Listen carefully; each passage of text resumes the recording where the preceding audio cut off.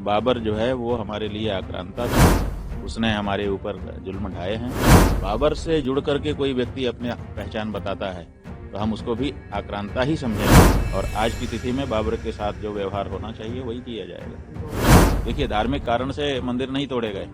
इस्लाम कभी नहीं कहता है कि किसी के उपासना स्थल को तोड़ करके वहां पर अपनी उपासना करने के लिए जगह बनाए। इसलिए हमारा यह कहना है कि मुसलमानों को बैठ करके इस बारे में विचार करना चाहिए कि मेरे धर्म के अनुसार क्या उचित है, मेरे संप्रदाय, मेरे मजहब के अनुसार क्या उचित है। जहां तक बाबरी मस्जिद की बात है, हमने बता दिया, बाबर जो है वो हमारे लिए आक्रांता था, उसने हमारे ऊपर जुल्म ढाए हैं।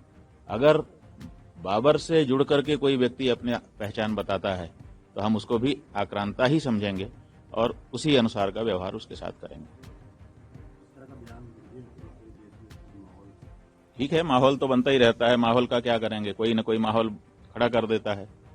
सवाल ये है कि भारत देश में बाबर ने किसी समय आकर के आक्रमण किया, उसने जो जो किया वो सब हमको पीड़ा पहुंचाने वाला काम है।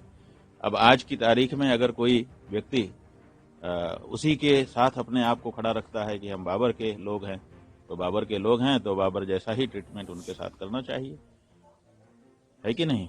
तो बाबर के साथ जो खड़ा होगा हम उसको बाबर ही समझेंगे और आज की तिथि में बाबर के साथ जो व्यवहार होना चाहिए वही किया जाएगा।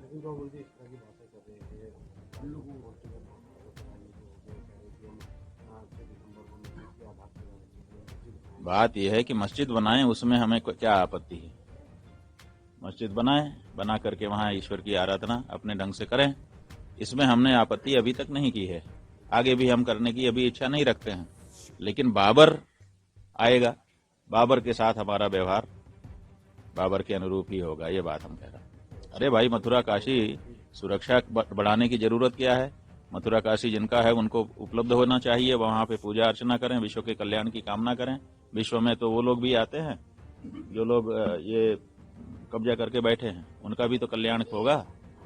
तो इसलिए जल्दी से जल्दी जो लोग वहां पे कब्जा करके बैठे हैं, अब उनको जान लेना चाहिए कि एक समय था जब हमने अपनी राजनीति चमकाने के लिए, देखिए, धार्मिक कारण से मंदिर नहीं तोड़े गए।